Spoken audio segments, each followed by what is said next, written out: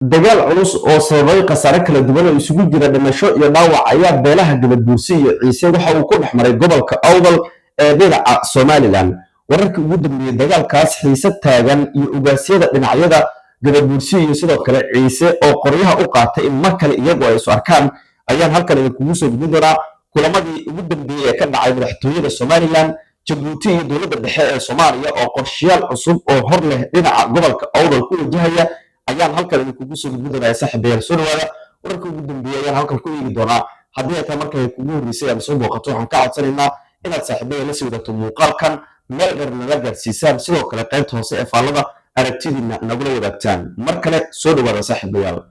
Arrimadii hore ee saaka waxaa dhacay weerar khasaare sababay kaas oo u dhexeeyay amaba dhex maray laba maleeshiya beeleed oo isku dagaalaya deegaano dhowr ah oo hoos taga gobolka Awdal ee dhinaca Somaliland. Dagaalkan oo maalmihii lasoo dhaafay xaaladiisu ay ahayd mid degan, sidoo kalena beelaha la filayay inay kala qaadaan maleeshiyaadkoodii ugu badnaa ee ay ka kala kaysteen dhinacyada deegaanada dhowrka ah ee sida biyo kulul iyo sidoo kale biyo dhaadheer iyo meelo ka mid ah xuduudda gobolada Sanaag iyo Awdal ayaa la filayay in la kala qaado, laakiin taa beddelkeed hub urursi ayaa socday. meel kasta oo ka mid ah meelaha ay degaanna waxaa lagu abaabulayay maleeshiyaad hubaysan si dagaalka la isugu keeno kadibna ay halkaas isu laayaan. laakiin saacadihii lasoo dhaafay inta uusan dagaalkan dhicin aroornimadii hore ee saaka waxaa jiray sida warbixinadan aan idinkugu soo gudbinay abaabul xoogan oo ay waday dhinaca beesha Ciise iyo sidoo kale beesha Gabadbuursi oo Hargeysa iyo sidoo kale wadamada dariska la ah Somaliland ka socday sida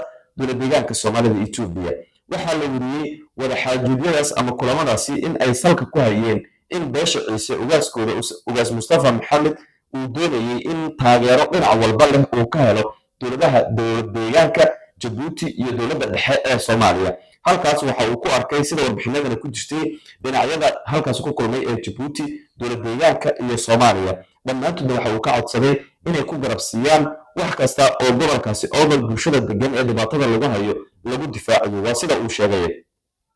isla sidaas oo kale ugaas Cabdirashiid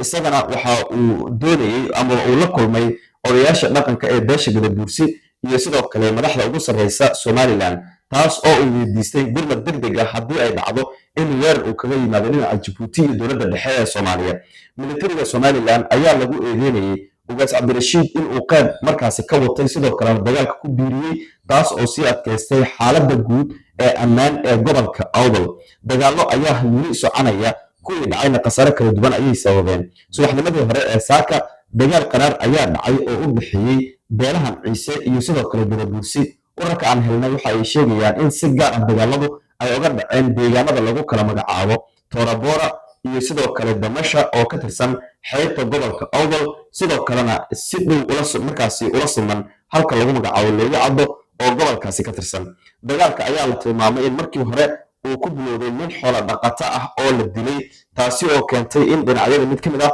weerarkaasi ay qaadaan, sidoo kalena la tilmaamay in dagaalka sidaas ku sii bilowday. hubland noocyo kala duwan oo maalmihii lasoo dhaafay maleeshiyaadku soo kala gaarayay ayaa la adeegsaday. khasaarihii ugu badnaana waa uu ka dhashay. ilaa iyo hadda inkastoo aanan sir rasmi ah loo xaqiijin khasaaruhu, haddana wararka aan helin waxa ay sheegayaan tiro ku dhow 7 ruux inay ku geeriyoodeen oo labada dhinac ee dagaalamay ah. inkastoo saraakiisha hogaaminaysa midba guul uu ka sheegtay dagaalkaas, haddana si rasmi ah looma oga cidda ku gacanka sarreysay dagaalkaasi. maleeshiyaadka weerarka soo qaaday ayaa la tilmaamay inay dib u noqdeen, sidoo kalena iyagu laftirkooda dhaawacyo iyo dhimasho ay dagaalku kala laabteen, halka kuwa kale ee lasoo weerarana iyagana isla khasaare intaas la eg la gaarsiiyey. ma jirto tallaabo muuqata ama wax wada hadal ah oo toos uga socda dhinaca Hargeysa iyo dhinaca Jabuuti iyo sidoo kale odayaasha dhaqanka ee beelahan dagaalamaya oo iyagu mas'uuliyad gaar ah ay ka saaran tahay inay baajiyaan dhimashada isdaba joogga ah ee ka dhalanaysa dagaaladan tooska ah ee aanan la ogeyn ilaa iyo hadda waxa ay isku haystaan ama wasalka waa uu ku hayo.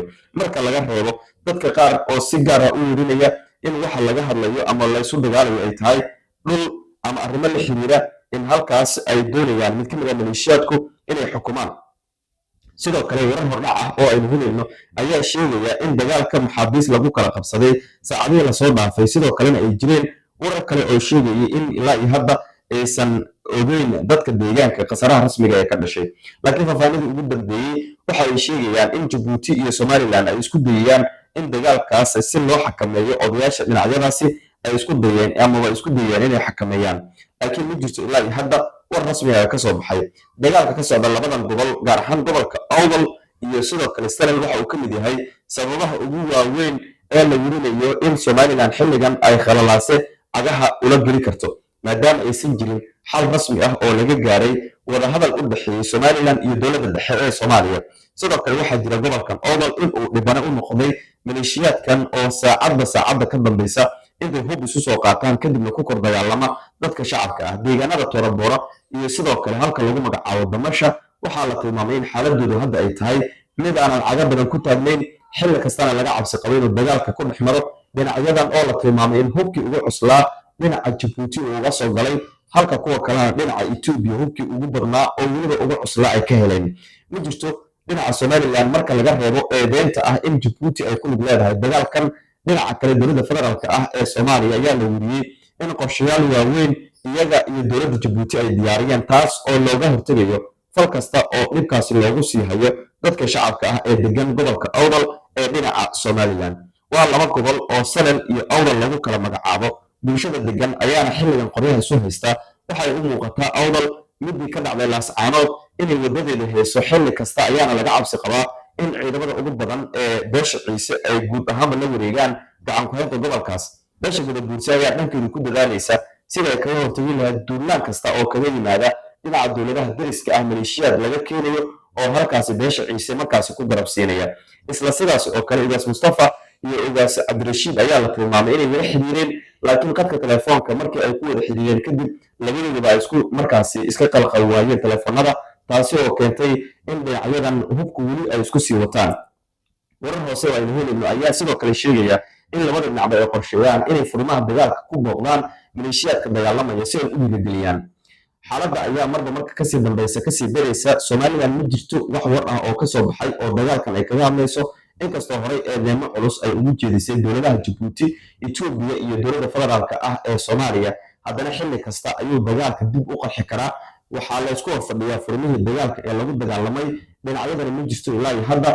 cid soo kala dhexgashay oo militariga somalilan ah sidaas awgeedna somalilan waxa ay ka baqaysa inuu dagaalka sii xoogaysto mar kastana dhibaatada halkaasi ka dhalatay mid kasii badan ay ka dhalato dadka shacabka ah ayaa iyagana ka kala baxay meelaha dagaaladu ay ka socdaan ee damasha sidoo kale tooraboora halka lagu magacaabo oo iyagana ka mid a deegaanada maanta lagu dagaalamay ilaa saacadihii lasoo dhaafayna ay ka taagneed xiisad xoolo dhaqatadii oo iyagana xoolahooda xakameynaya si aysan uga fogaan deegaanada ay colaadu ka socoto sidoo kalena maleeshiyaadkooda halka ay qoryaha ku haystaan aysan uga dheeraan waxaa deegaanada qaarkood ee somalilan marka laga soo tago deegaanada soomaalidu gaar ahaan gobolka galguduud sidan oo kale ay ka jirtay xilli habeen ah la ugaarsanayo dadka shacabka ah oo birmageedada ah oo ay ku jiraan ama ay ugu horeeyaan haweenka taas oo dhibaatooyin xooggan ka dhalatay somalilan hadda waxay u muuqataa in lays ugaarsanayo beelaha gadabuurse iyo ciisana xilli kasta ay dagaalami karaan sidoo kalena dagaalkoodu weli uusan sii istaagin oo ay kala helayaan gurmadyo xooggan oo hub iyo maleeshiyaad tirabeel ah